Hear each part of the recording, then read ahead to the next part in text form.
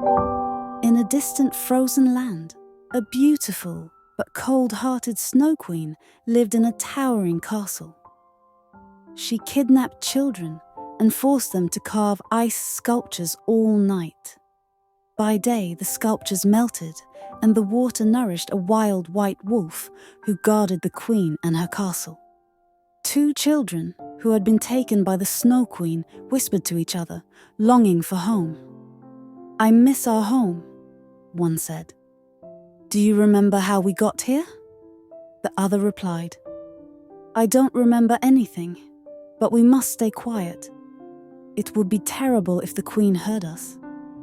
Meanwhile, Prince William, a young man with a heart full of kindness, heard about the Queen's cruelty and set out to rescue the children. After traveling long and far, he arrived at a garden where all the flowers were wilted. "You're tired, my loyal friend. Let's rest here," he said to his horse. As he touched one of the flowers, black smoke surrounded him, and the flower transformed into a witch. "What are you doing in my garden?" the witch demanded. "I'm sorry, I didn't know it was yours," William replied. "I'm looking for the Snow Queen's castle. Do you know where it is?" The witch, Kara, became nervous when she heard the Queen's name, but lied. "I've never heard of such a queen or a castle. Leave now."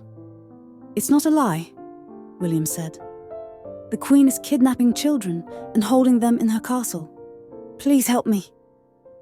Kara grew angry and turned the prince's horse into an ice sculpture. "Leave now, or you'll become one too," she warned. "Be careful with the figurine, or you'll lose your horse." William took the ice sculpture and fled into the forest. Just then, a great white eagle appeared. "You're the white eagle of legend," William said. "Why are you here?" "I'll help you," the eagle said. "Put your figurine in my feathers. I'll keep it cool so it doesn't melt." William climbed onto the eagle's back, and together they soared through the sky, reaching the Snow Queen's castle. At the castle, the door was massive and made of thick ice. The prince couldn't open it. The eagle spoke. "Step aside. I have strong wings, but be careful, if I stop flapping, the door will close again." With powerful flaps, the eagle opened the door and William rushed inside.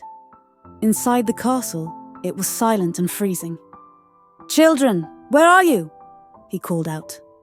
The Snow Queen, hearing his voice, grew angry. "Who dares enter my castle?" she demanded. When William saw her, he was captivated by her beauty and couldn't speak.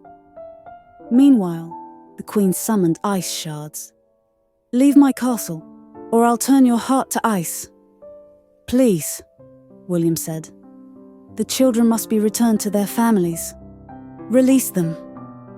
The Queen, furious, began throwing ice shards at the prince. As he dodged them, he saw the children hiding behind a sculpture. The eagle, still flapping its wings, sent the ice figurine flying toward the castle. William hesitated.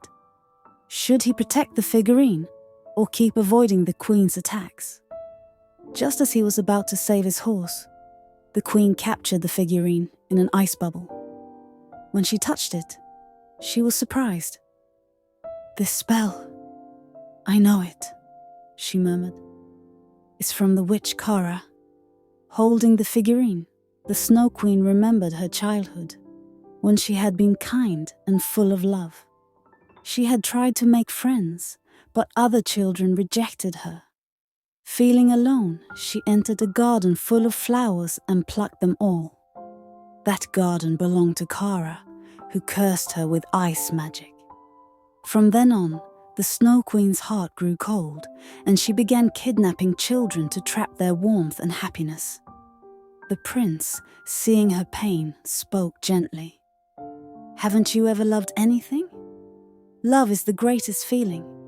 If only your heart could understand what love truly is." As he spoke, the children, sensing love for the first time, gathered their strength and quietly escaped the castle. The queen, so angry, didn't see them flee. "I will never give up this figurine," the queen shouted, throwing more ice shards at the prince. As he tried to leave, one of the shards struck his foot and he collapsed. The white wolf, the queen's protector, saw the prince's injuries and rushed to catch the children. At the last moment, William climbed onto the eagle's back with the children and they flew away. Behind them, the wolf howled in anger, but the prince's heart remained with the Snow Queen. Although she had yet to understand true love, he hoped that one day she would.